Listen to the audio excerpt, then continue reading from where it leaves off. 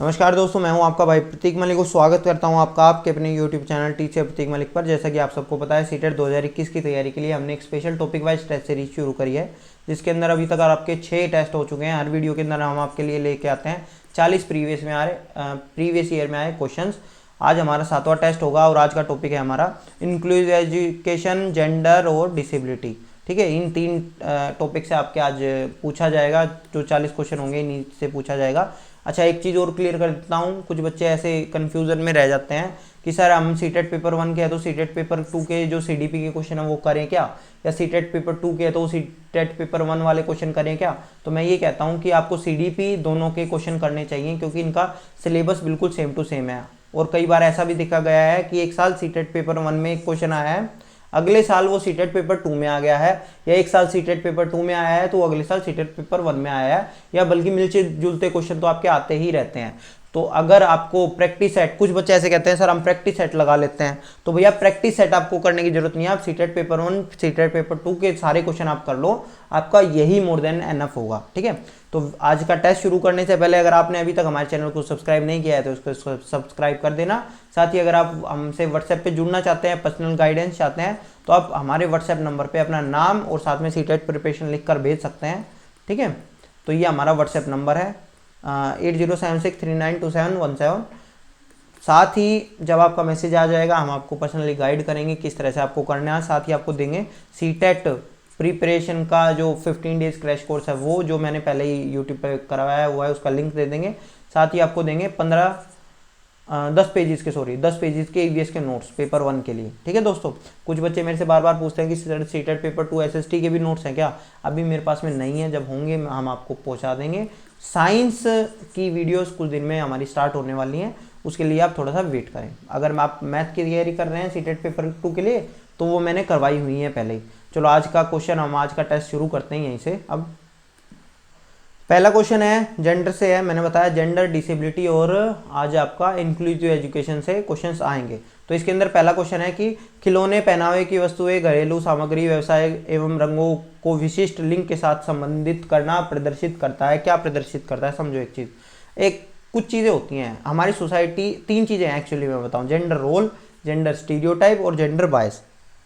जब हमारी सोसाइटी है वो जेंडर रोल्स बना देती है कि जो औरतें हैं वो तो घर में काम करेंगी और जो आदमी हैं वो बाहर जाके काम करेंगे। ठीक है, तो ये जेंडर रोल हो गया।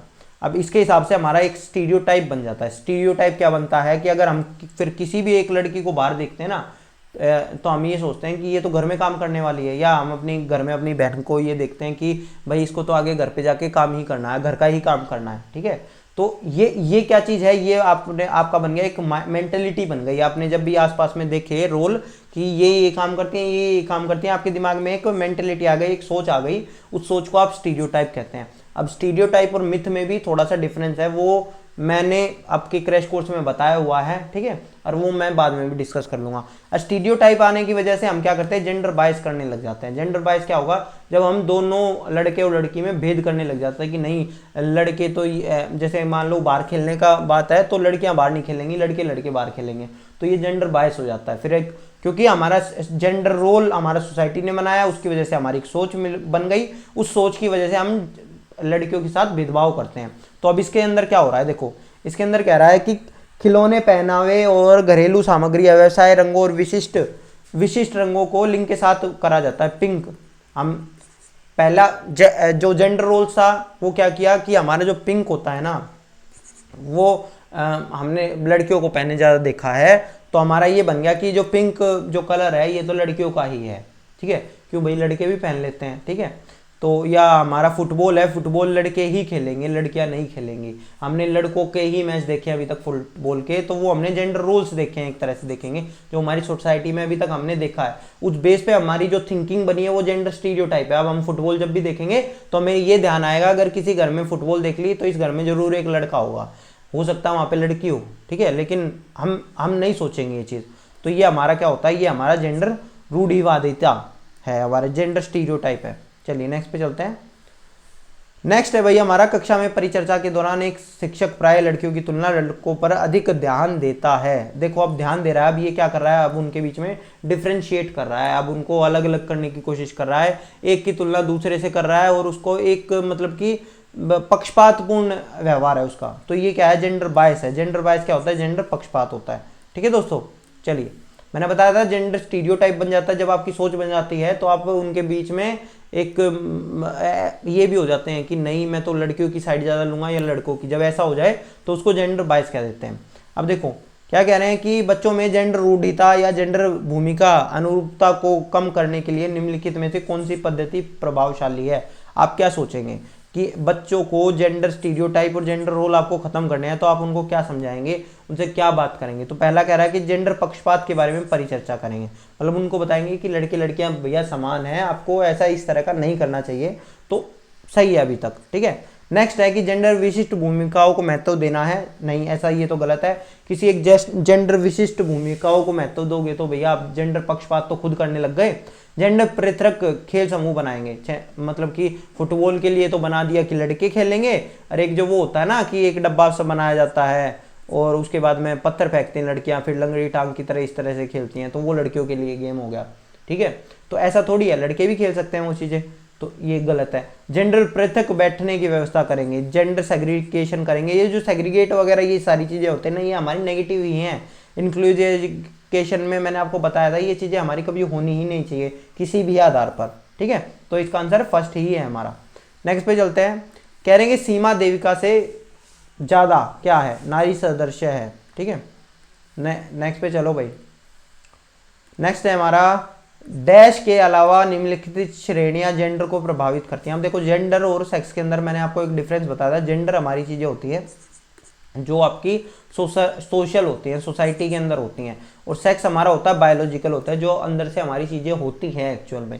तो आप इनमें से ये देख लो, इनमें से आपको क्या आपको लगता है। जो एथनिसिटी होती है, जो एथनिक ग्रुप, ये सारी चीज़ें होते हैं। तो जो एथनिक ग्रुप बनता है वो कहाँ बनता है, सोसाइटी में बनता है। ठीक है, इसी तरह से आपका धर्म आपका कोई ठप्पा लग के थोड़ी आता है कि ये हिंदू है ये मुसलमान है। ये क्या है, ये भी एक सोशल एस्पेक्ट है धर्म भी, तो ये भी आपको जेंडर को प्रभावित करेगा।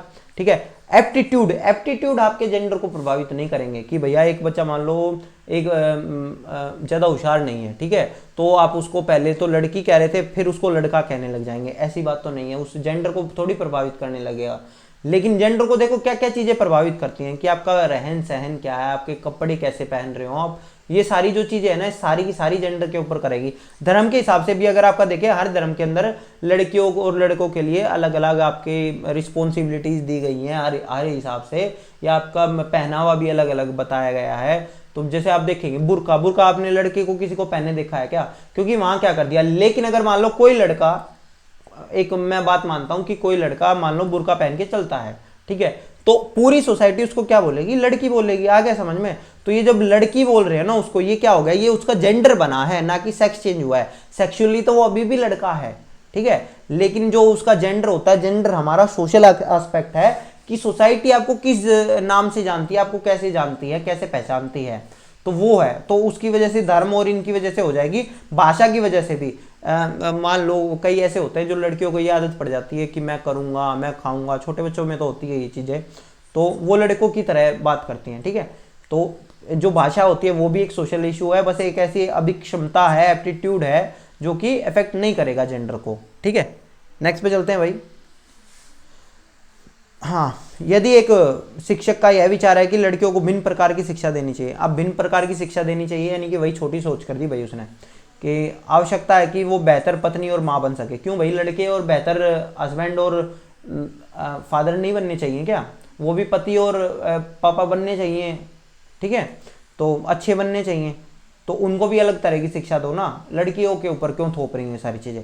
तो ये क्या कह रहा है, लड़कियों के प्रति सामाजिक अभिवृत्ति को चुनौती देता है। चुनौती कहाँ दे रहा है, ये तो उसको साथ दे रहा है। यह प्रदर्शित करता है कि शिक्षक सामाजिक दृष्टिकोण को प्रवर्तित नहीं कर सकते और न ही कोशिश करनी चाहिए। ये भी गलत चीज़ है, प्रवर्तित कर भी सकते हैं और कोशिश भी करनी चाहिए टीचर को। लड़कियों के लिए लाभकारी और समाज द्वारा दी गई भूमिकाओं को बेहतर तरीके से निष्पादित करने में मदद करेगा। गलत है, लिंग पूर्वाग्रह को बढ़ावा देता है, जेंडर बायस को प्रमोट करता है। अब देखो एक चीज़ बताता हूँ, देखो कुछ लोग जो हिंदी वाले हमारे बच्चे हैं जो पढ़ते हैं, अब जेंडर बायस तो हमारा सेम रहा, लेकिन अगर मैं पिछले क्वेश्चन में ही आपको दिखाऊं, ठीक है, तो जेंडर बायस, देखो एक सेकंड, जेंडर पक्षपात आ गया, यहाँ जेंडर बायस का क्या बन गया था, जेंडर पक्षपात आ गया, और यहाँ आपका क्या बन गया, यहाँ जेंडर लिंग पूर्वाग्रह बन गया। तो आप जब इस तरह की चीजें देखेंगे ना, तो आपको इंग्लिश में भी आप जरूर पढ़िए, इंग्लिश में एक ही वर्ड रहता है, हिंदी में उसको गूगल ट्रांसलेशन से वो कुछ भी बना देते हैं, ठीक है दोस्तों। चलिए नेक्स्ट पे चलते हैं। हमारे टोटल 16 क्वेश्चन आए थे जो जेंडर वाला टॉपिक था उससे, जिसमें 10 क्वेश्चन हमने कल कर लिए थे, 6 क्वेश्चन आज हो गए हैं। अब हमारा चलता है लर्निंग डिसेबिलिटी का। पेपर 1 में लर्निंग डिसेबिलिटी से 19 क्वेश्चन आए हैं। तो पहला क्वेश्चन है, सीखने संबंधी निर्योग्यता सामान्यता क्या है। देखो अब ध्यान से पढ़ना, अभी सारी की सारी चीजें बता देता हूँ। पहली बात तो लर्निंग डिसेबिलिटी के बारे में आपको पता होना चाहिए, लर्निंग डिसेबिलिटी हमारी कौन कौन सी होती है। चलो उसके बारे में पहले बाद में बात करेंगे, पहले ऑप्शन देखते हैं। उन बच्चों में पाई जाती है विशेषता जिनके पैतृक अभिभावक इस प्रकार की समस्याओं से ग्रसित होते हैं। बिल्कुल सही है, यानी कह रहे कि जेनेटिक होती है क्या ये चीजें, कि अगर मम्मी पापा में थी तो बच्चों में होती हैं। बिल्कुल सही बात है, ये जीन से भी आती हैं कि दादा दादी में मम्मी पापा में रही हैं तो बच्चों में हो सकती हैं, ये होती हैं एक्चुअली। लर्निंग डिसेबिलिटी की बात करें तो ये सही है हमारा। फिर है बात करते हैं ऑप्शन। देखो अब ऑप्शन, मान लो मैं ये कह रहा हूँ आपको ये चीज नहीं भी पता थी, ठीक है, जब भी आप, क्या हम इस क्वेश्चन को कर सकते थे क्या, क्योंकि यहाँ हम देख रहे हैं कि टेस्ट हम किस तरह से वहां पे करेंगे। जब हमें मान लो किसी क्वेश्चन में हमें कंफ्यूजन है तो हम किस तरह से उसको अटेम्प्ट करेंगे। औसत से श्रेष्ठ बुद्धि लब्धि वाले बच्चों में पाई जाती है, ऐसा कुछ नहीं है। औसत से श्रेष्ठ में ही नहीं पाई जाती, ये हर किसी में पाई जाती है। आगे समझ में। नेक्स्ट है हमारा, लड़कियों की तुलना में लड़कों में पाई जाती हैं, ऐसा भी नहीं है, मैंने फिर बता दी है, हर किसी में पाई जाती हैं, गलत है ये चीज भी। अधिकतर उन बच्चों में पाई जाती हैं जो शहरी क्षेत्रों की अपेक्षा ग्रामीण क्षेत्रों में संबंध रखते हैं, गलत है ये चीज भी। एक ही बात थी, हर किसी में पाई जाती हैं, बट मेनली ये हमारी जेनेटिक होती है, जीन्स से हमारी ये ट्रेवल करती है, हमारे बच्चों में आती है, उनके बच्चों में जाती हैं, इस तरह से। तो हमारा ऑप्शन फर्स्ट ही है। अगर आपको ये चीज नहीं भी पता थी तो ऑप्शन 2, 3, 4 ये हमारे सारे ही कुछ इस तरह के थे जिनको आप कर सकते हो कि ये तो हमारा आंसर हो ही नहीं सकता, और आप आंसर निकाल सकते हो। नेक्स्ट पे चलते हैं। कह रहे हैं कि भैया ऑर्थोपेडिकली इंपेयर्ड चिल्ड्रन, ऑर्थोपेडिकली कैसे होते हैं, जिनके मान लो हड्डी में कुछ प्रॉब्लम है, या इस तरह से आप कह सकते हैं, जो शारीरिक रूप से अक्षम बच्चों को सामान्यतः क्या दिक्कत होती है। आपको पता होना चाहिए हमारा डिस्ग्राफिया क्या होती है। डिस्ग्राफिया होता है लिखने से संबंधित, डिस्थीमिया होता है हमारा जिसमें आपको टेंशन होती है, या आपको आप टेंशन तो नहीं कहूँगा, आपको डिप्रेशन होता है, डिप्रेशन वाली चीज़ें होती हैं। डिसकैलकुलिया क्या होता है, डिसकैलकुलिया होता है जब आपको मैथ्स रीजनिंग करने में आपको कुछ दिक्कत होती है, जहाँ पे रीजनिंग लगानी है आपको या मैथ्स करना है वहाँ पे आपको दिक्कत हो जाएगी। डिसलेक्सिया क्या होता है, डिसलेक्सिया के अंदर आपको पढ़ने से रिलेटेड दिक्कतें होती है। तो इसका आंसर क्या है भैया, डिस्ग्राफिया है। क्योंकि अगर आप मान लो किसी बच्चे का है, किसी बच्चे को हाथ में प्रॉब्लम है कुछ, तो वो अच्छे से लिख नहीं पाएगा ना, तो इसका मतलब उसको डिस्ग्राफिया है। चलिए नेक्स्ट पे चलते हैं भाई। कह रहे हैं कि a child can not distinguish between so and was, यानी उसको दिक्कत किस में है, उसको पढ़ने में दिक्कत है। मैंने इससे पहले आपको क्या बताया था, पढ़ने में किस में दिक्कत होती है, डिसलेक्सिया में होती है। चलिए नेक्स्ट पे चलते हैं, आसान क्वेश्चन था, ठीक है। Learning disability with motor skill, देखो मोटर स्किल्स हमारी डिस्प्रैक्सिया में होती हैं, डिस्प्रैक्सिया ये आ गया ना, डिस्प्रैक्सिया, हाँ पहला ही ऑप्शन है हमारा डिस्प्रैक्सिया। अगर आपने क्रैश कोर्स हमारा किया है तो उसके अंदर मैंने इसको अच्छे से समझा रखा है डिस्प्रैक्सिया क्या होता है, ठीक है। हमारी 2 मोटर स्किल होती हैं, हमारे जो गतिक कौशल होते हैं वो 2 होते हैं। एक तो हमारा होता है फाइन मोटर स्किल, जहाँ पे आपको मैं बताऊं तो आपको सफाई का काम ज़्यादा चाहिए, आपको धागा पिरोना, आपको पेंटिंग करना, आपको अच्छी राइटिंग लिखना, तो ये आपको जो सफाई वाले काम होते हैं ये आपके होते हैं फाइन मोटर स्किल। एक होते हैं ग्रोस मोटर स्किल, जैसे भागना कूदना, जिसके अंदर आपकी ज़्यादा ताकत यूज होती है, तो वो होती है आपके ग्रोस मोटर स्किल। तो इनमें से अगर किसी में बच्चों को दिक्कत होती है तो वो आपका डिस्प्रैक्सिया है। नेक्स्ट पे चलते हैं भाई। कह रहे हैं लर्निंग डिसेबिलिटी, लर्निंग डिसेबिलिटी आप क्या मानते हैं। देखो भाई, लर्निंग डिसेबिलिटी के बारे में अगर मैं आपसे बात करूं तो एक स्थिर अवस्था नहीं है कि किसी में अगर हो गई तो होती रहेगी, नहीं। हमें ये मान के चलते हैं हम कि जो ये डिस्लेक्सिया डिस्ग्राफिया कुछ हद तक स्टार्टिंग में हर बच्चे में होती हैं, लेकिन जैसे जैसे वो बड़े होते हैं तो ये खत्म होती जाती है, ये माना जाता है। तो इसके अंदर जो हमारी लर्निंग डिसेबिलिटी है ये स्थिर तो नहीं होती, ये क्या है, ये वेरिएबल ही होती है। आगे समझ में, तो यही है हमारा वेरिएबल, इसका आंसर है। नेक्स्ट पे चलते हैं भाई। अब कह रहे हैं कि लर्निंग डिसेबिलिटी इन सभी की वजह से हो सकती है, ठीक है। जो अधिगम अक्षमता होती है वो सभी की वजह से हो सकती है, लेकिन वो किसी एक ऐसी चीज़ की वजह से नहीं हो सकती। सेरिब्रल डिसफंक्शन, यानी अगर किसी बच्चे के दिमाग में कोई चोट वगैरह लग गई या कोई फंक्शनिंग में कोई दिक्कत है तो उसके अंदर, बिल्कुल सही बात है, इसकी वजह से ये एक कारक है, ठीक है, ये कारण है। इसी तरह से इमोशनल डिस्टर्बेंस, बिहेवियरल डिस्टर्बेंस, ये भी ठीक है। सांस्कृतिक फैक्टर या जो आपको सांस्कृतिक कारक है, ये गलत है भाई, इसका आंसर ये गलत है। इसकी वजह से कभी भी लर्निंग डिसेबिलिटी नहीं होती बच्चे के अंदर। नेक्स्ट पे चलते हैं, क्योंकि मैंने बताया था ना, जो हमारी लर्निंग डिसेबिलिटी होती है वो हमारी मेन जीन्स वगैरह की वजह से होती है, जेनेटिक होती है, आप ये कह सकते हैं, ठीक है। आपका एनवायरनमेंट का रोल उसके अंदर ऐसा कुछ खास होता ही नहीं है, वो हमारी अपनी है। आया समझ में? बाहर वाला कोई ऐसा नहीं है कि इसको ऐसे एनवायरनमेंट में रख दो इसकी राइटिंग खराब हो जाएगी, ऐसा नहीं होता। वो हमारा एक्चुअली खुद का है, ठीक है। या इसका ये पढ़ नहीं पाएगा, इसको ऐसे एनवायरनमेंट में रख दो, इसको पठन संबंधी प्रॉब्लम होने लग जाएगी ना, ठीक है। संस्कृति वगैरह का कोई फर्क नहीं पड़ता उसके ऊपर, ना समाज का पड़ता, वो तो एक्चुअली हमारे साथ प्रॉब्लम होती है, स्टार्टिंग में सभी के साथ होती है। नेक्स्ट पे चलते हैं, देखिए क्वेश्चन पढ़ेंगे। अब देखो भाई, इनमें से कहते हैं डेवलपमेंटल डिसऑर्डर। तो आपके हिसाब से ये जो डेवलपमेंटल डिसऑर्डर क्या होते हैं, जिसके अंदर हमारा कुछ डेवलप हो रहा होता है, उसके अंदर कोई दिक्कत आ जाती है। तो पहली बात करते हैं ऑटिज्म की। अगर आपने अमेजन के ऊपर द गुड डॉक्टर देखी होगी, तो उसके अंदर जो डॉक्टर है, या फेसबुक वगैरह के ऊपर भी उसकी एक क्लिप आती है जिसके अंदर वो डॉक्टर तो बहुत अच्छा होता है, वो कैसे पाइप वगैरह लगा के उसकी बच्चे की जान बचा लेता है, गिर जाती है बच्चा एयरपोर्ट वगैरह पे कुछ गिरता है, ठीक है, और वो अच्छा डॉक्टर होता है, लेकिन उसको दिक्कत क्या होती है, उसको सोशल होने में दिक्कत होती है लोगों से। तो ये हमारे सोशल डेवलपमेंट को अफेक्ट करता है ऑटिज्म। तो हमारे किसी एक डेवलपमेंट को जब अफेक्ट करा, ये हमारा क्या है, ये उदाहरण है हमारा डेवलपमेंटल डिसऑर्डर का। अब हमारा चलता है सेरिब्रल पल्सी। जब सेरिब्रल पल्सी होता है, ये भी हमारे कोग्निटिव डेवलपमेंट को कई बार अफेक्ट कर देता है, तो ये भी है, ठीक है। पोस्ट ट्रॉमेटिक स्ट्रेस, अगर हम स्ट्रेस में आ गए तो ये हमारे डेवलपमेंट को अफेक्ट करता है, ऐसा सच्ची तरह कुछ नहीं करता है। फिर आपका होता है एडीएचडी भी हमको अफेक्ट करता है। एडीएचडी हमारे जो सोशल डेवलपमेंट होता है उसको मेनली हमारा अफेक्ट करता है, ठीक है, क्योंकि हम बहुत ज़्यादा हाइपर एक्टिव होते हैं, हम किसी की बात नहीं सुनते और अपने आप को ही सबसे ऊपर मानते हैं। एडीएचडी वाले बच्चों के अंदर ये थोड़ी सी दिक्कतें रहती हैं कि वो हाइपर एक्टिव ज़्यादा होता है। क्लास में टीचर ने क्वेश्चन पूछा, वो ये नहीं देख रहा कि और बच्चा कोई आंसर दे पा रहा है या नहीं दे पा रहा है, वो पहले ही खड़ा हो जाएगा कि हाँ जी इसका ये आंसर था, और वो मतलब रुका नहीं जाता उन बच्चों से। तो उसके अंदर एडीएचडी वाली चीज़ें होती हैं, ठीक है। चलिए नेक्स्ट पे चलते हैं हमारा। तो इसका आंसर क्या था, इसका आंसर था 3, तीसरा। नेक्स्ट पे चलते हैं, कह रहे हैं कि बताओ भाषा अवबोधन से संबंध विकार है, कौन सा विकार है। देखो अब कई बार इसके सामने डिस लग जाता है, कई बार ए लग जाता है, ठीक है। तो हमने डिस्फेजिया, आप कह सकते हैं डिस्फेजिया या अफेशिया होता है, उसको हम ये कह सकते हैं वो भाषागत विकार है। अब देखो इसके अंदर जो हिंदी वाला था, अगर आप जो इंग्लिश वाले भी हैं, देखो अगर आपको इसमें से नहीं पता चल रहा था तो आपको हिंदी में यही देखना है कि इसकी में भाषागत, तो यही हमारा आंसर है इसका, ठीक है। नेक्स्ट पे चलते हैं, कह रहे हैं कि शब्दों में अक्षरों के क्रम को पढ़ने में कठिनाई का अनुभव होता है। मतलब किस में हो रहा है, पढ़ने में कौन सा था, पढ़ने में ये वही वाला था जो हमारा तारे ज़मीं पर था उस बच्चे को, ठीक है। तो उसको क्या था, उसको डिसलेक्सिया था। तो यही है हमारा, आगे समझ में। अगर इन सब चारों के बारे में वापस बताऊं तो डिसकैलकुलिया मैथ से रिलेटेड, डिस्ग्राफिया लिखने से रिलेटेड, डिस्प्रैक्सिया आपका मोटर स्किल से रिलेटेड, ठीक है। चलिए नेक्स्ट पे चलते हैं भाई। कह रहे हैं विकृत लिखावट, लिखने से रिलेटेड है। लिखने से रिलेटेड क्या होगा, डिस्ग्राफिया होगा, हमको पता ही है, ठीक है। चलिए नेक्स्ट पे चलते हैं।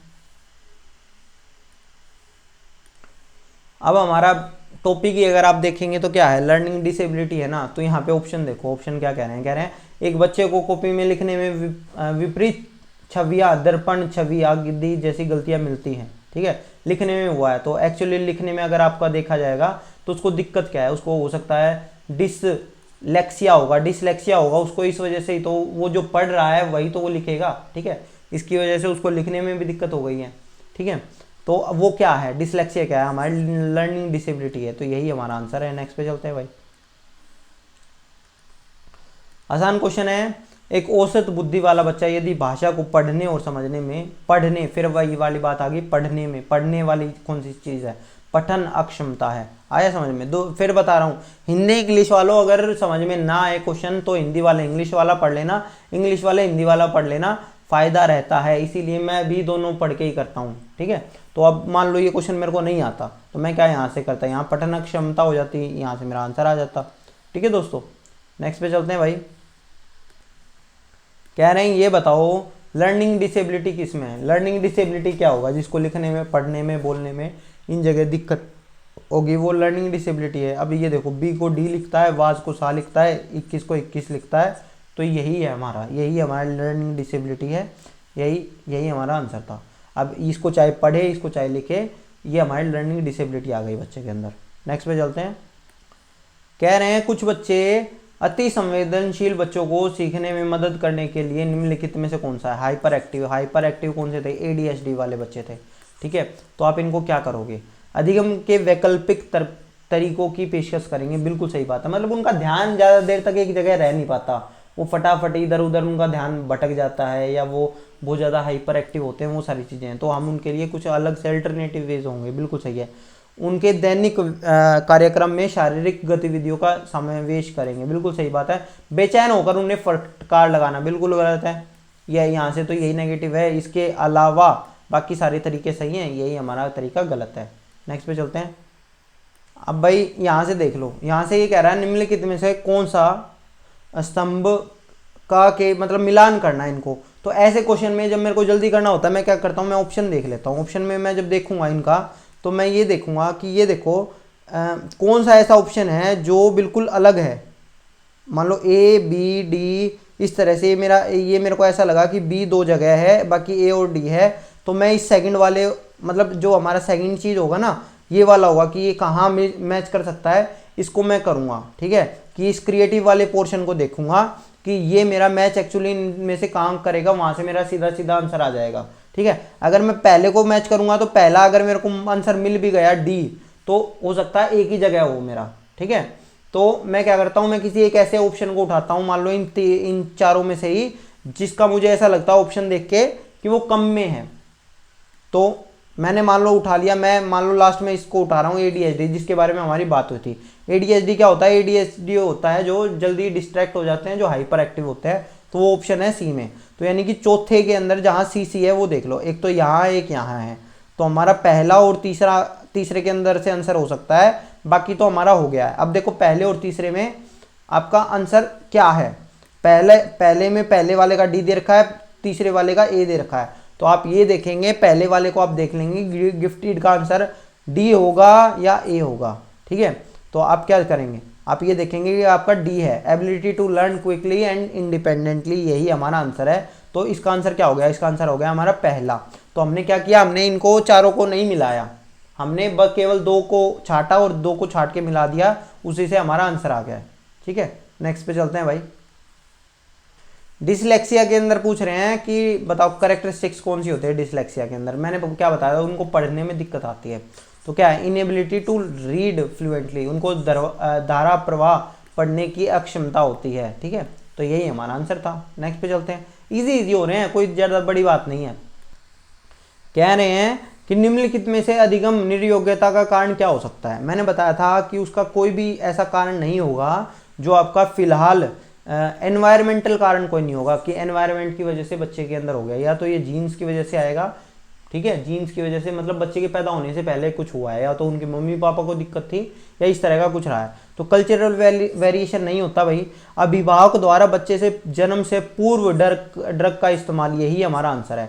एप्टीट्यूड ऑफ टीचर, फिर वही ये हमारा पार्ट आ जाता है एनवायरमेंट का, ठीक है। हमारी दो तरह की चीज़ें होती हैं जो अफेक्ट करती हैं बच्चे को, एक तो जन्म के बाद होने वाली जो चीज़ें होती हैं, जो उसको बाहर चीज़ें मिलती हैं, या एक जन्म से पूर्व होने वाली चीज़ें मिलती हैं। तो यही हमारा आंसर है, सेकंड, ठीक है।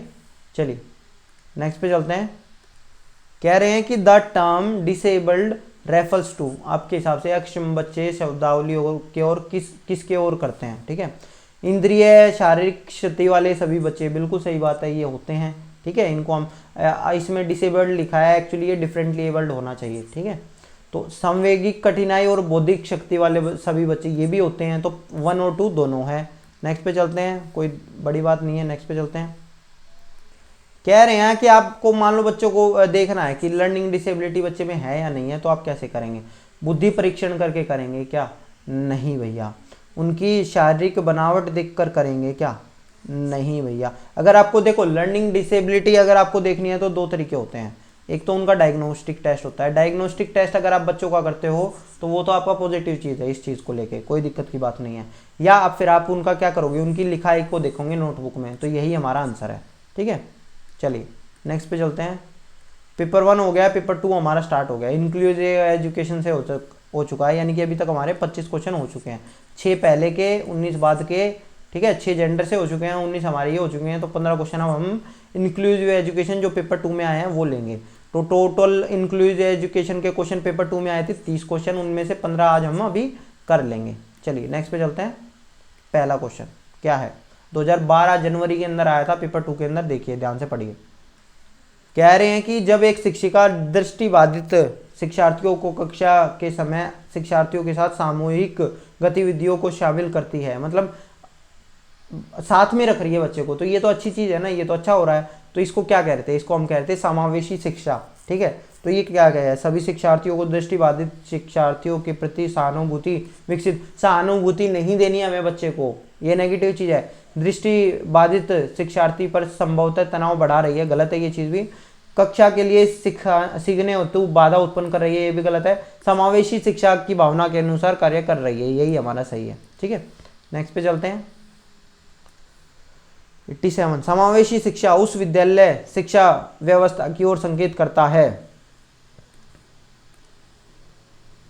जो नियोग्य बच्चों को शामिल करती है, जो शारीरिक, बौद्धिक, सामाजिक, भाषिक और अन्य विभिन्न योग्यता स्थितियों को ध्यान में रखे बगैर सभी बच्चों को शामिल करती है। यही है हमारे इंक्लूसिव एजुकेशन की जो बात ही नहीं करती। इसमें क्या कर दिया, इसमें बात किया है खाली नियोग्य बच्चों के लिए। भाई वो जेंडर वगैरह को भी ध्यान नहीं रखती, वो हर बच्चे को आपका एक साथ रखती है। ठीक है, तो वो किसी चीज़ के ऊपर फर्क ही नहीं आने देती। आया समझ में? तो यही है हमारा, यही आंसर है। बाकी आप देख लेना, विशेष आवश्यकता वाले बच्चों को विशिष्ट विद्यालयों में, विशिष्ट विद्यालय ये क्या होगी, ये तो हमारी स्पेशल एजुकेशन हो गई जो हमने कल भी बात करी थी। ये हमारी इंक्लूसिव एजुकेशन नहीं है। ठीक है, ये समावेशी शिक्षा नहीं है। नेक्स्ट पे चलते हैं। कह रहे हैं कि while teaching a single parent child a teacher should, कि एकल अभिभावक को क्या करना चाहिए। देखो पढ़ो, इस प्रकार के बच्चों के साथ भिन्न प्रकार से व्यवहार करना चाहिए, गलत चीज़ है। मतलब जिनके मम्मी या पापा हैं, सिंगल पेरेंट है, सिंगल पेरेंट चाइल्ड आपको पता है ना क्या होता है, या तो उसकी मम्मी नहीं होती या उसके पापा नहीं होते, मतलब उनमें से कोई एक बंदा ही उनको पालन पोषण करता है। तो ऐसे बच्चों के साथ भिन्न प्रकार से व्यवहार करना चाहिए, ऐसा तो नहीं है। ऐसे बच्चों को कम गृह कार्य देना चाहिए, ऐसा भी नहीं है। स्थिर और एक रूप वातावरण उपलब्ध कराना चाहिए, यही है हमारा है। ठीक है, चलिए नेक्स्ट पे चलते हैं।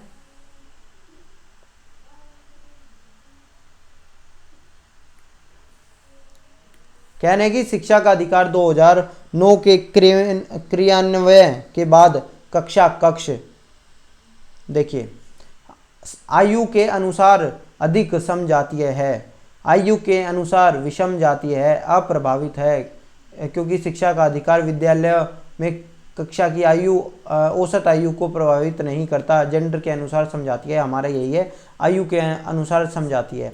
मतलब हमने एक एज रख दी कि इस एज से बच्चा इस क्लास के अंदर होना चाहिए और इस हिसाब से रहना चाहिए।